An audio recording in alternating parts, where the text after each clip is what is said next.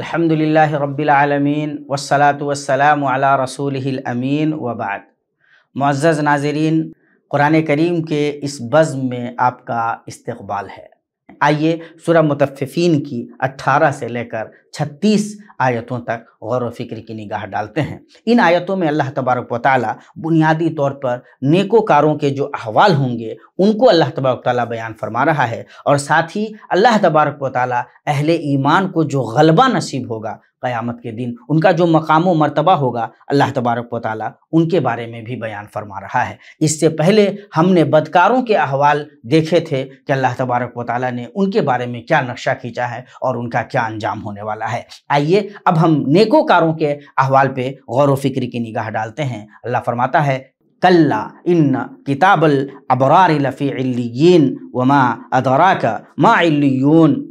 کتاب مرقوم، بلا شبہ جو نیکوکار ہیں، اللہ کے اچھے بندے ہیں، ان کا بھی لکھا ہوا سب کچھ ہے، اور وہ علیین ہے۔ اور آپ کو کیا پتا کہ یہ علیون کیا ہے؟ یہ بھی ایک لکھا ہوا دفتر ہے، کتاب ہے جس میں ساری باتیں لکھ دی گئی ہوئی ہیں۔ یشہدہ المقربون، اللہ تبارک و تعالیٰ کے مقرب بندے فرشتے اس پہ مطلع ہوتے ہیں، اسے محفوظ رکھتے ہیں، اور پھر اللہ تبارک و تعالیٰ ان نیکوکار لوگوں کے انجام کے بارے میں، ان کو جو جزا ملنے والی ہے، ان کو جو مقام ملنے والا ہے، اللہ تبارک و تعالیٰ اس کے بارے میں ارشاد فرماتا ہے ان الابرار لفی نعیم، بلا شبہ یہ نیکوکار لوگ نعمتوں میں ہوں گے، علی الآراء کی ینظرون، نعمتوں میں ہوں گے، تختوں پہ بیٹھے ہوئے ہوں گے اور دیکھ رہے ہوں گے، اور تعرف فی وجوہہم نظرۃ النعیم، اور نعمتیں جو ملیں گی ان نعمتوں کی سبز و شادابی جو ہوتی ہے، اس کی جو چمک اور رونق ہوتی ہے،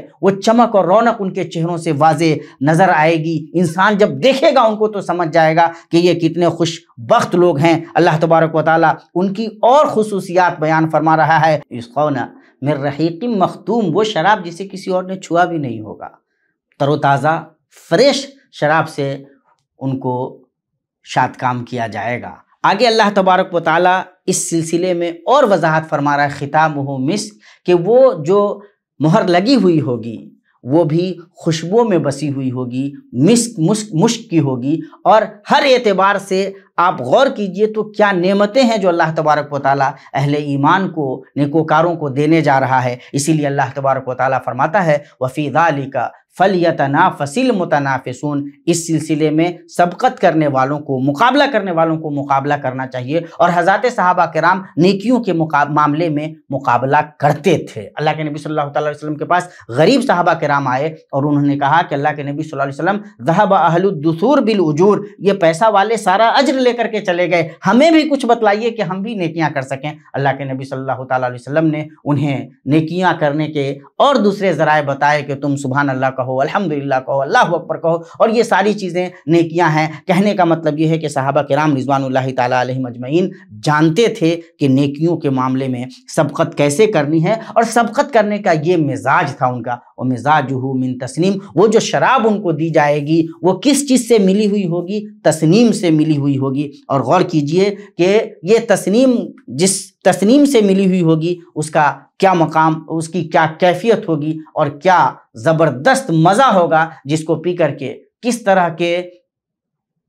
کے ذائقے سے وہ سارے کے سارے محظوظ ہوں گے۔ یہ پورا منظر اللہ تبارک و تعالیٰ نے اہل ایمان کا بیان کیا ہے، نیکوکار لوگوں کا، جو دنیا میں اللہ تبارک و تعالیٰ کے بتائے ہوئے راستے پہ چلتے ہیں، اور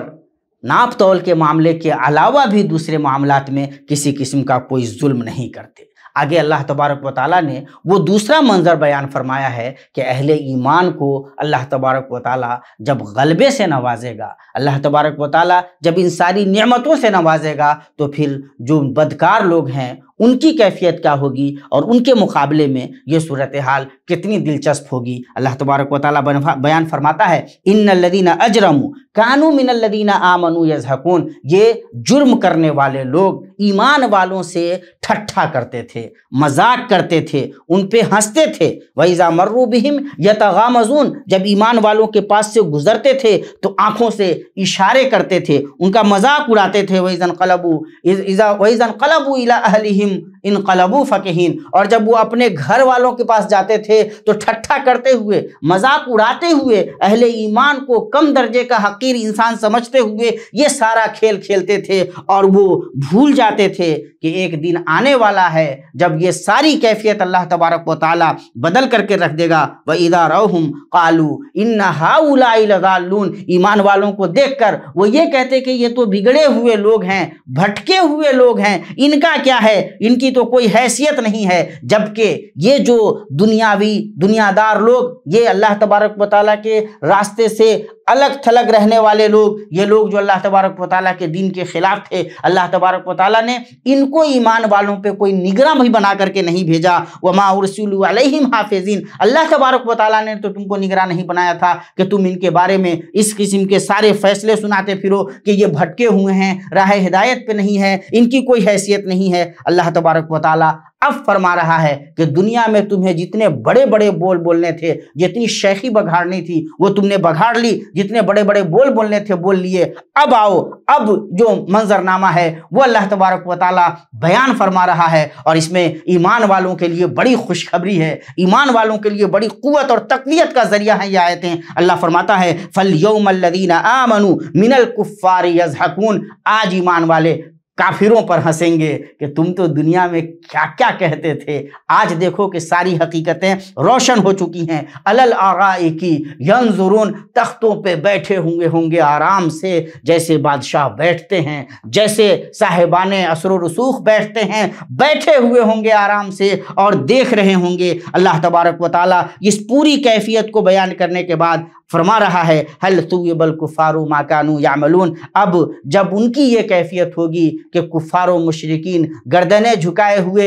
اپنے اپنے برے اعمال کی پاداش میں جہنموں کی طرف بڑھ رہے ہوں گے، اور یہ ایمان والے تختوں پہ بیٹھ کے اللہ تبارک و تعالیٰ کے دیے ہوئے آرام میں ہوں گے۔ یہ ساری کیفیات بیان کرنے کے بعد اللہ تبارک و تعالیٰ فرما رہا ہے کہ کیا کافروں کو وہ بدلہ نہ دے دیا گیا جو وہ کرتے تھے؟ هل ثوب الکفار ما كانوا يفعلون، وہ جو دنیا میں کرتے تھے اللہ تبارک و تعالیٰ نے کیا انہیں اس کا بدلہ نہیں دے دیا؟ قیامت کا وہ دن بہت قریب ہے، اللہ تبارک و تعالیٰ یہ سارے مناظر دکھلائے گا۔ ہمارا ایمان ہے، اہل ایمان کو خوش ہونا چاہیے کہ دنیا میں اگر آپ کے ساتھ کوئی اس قسم کی کوئی حرکت کرتا ہے، ایمان کی وجہ سے، عمل صالح کی وجہ سے، نیکیوں کی وجہ سے، شرافت و تقوی کی وجہ سے اگر آپ کو پریشان کیا جا رہا ہے، آپ کا مذاق اڑایا جا رہا ہے، آپ پہ ٹھٹھا کیا جا رہا ہے، تو آپ کو گھبرانا نہیں چاہیے۔ کل آپ کا ہے قیامت کے دن، انشاءاللہ آپ تختوں پہ بیٹھے ہوئے آرام سے ہوں گے، اور انہیں اللہ تبارک و تعالیٰ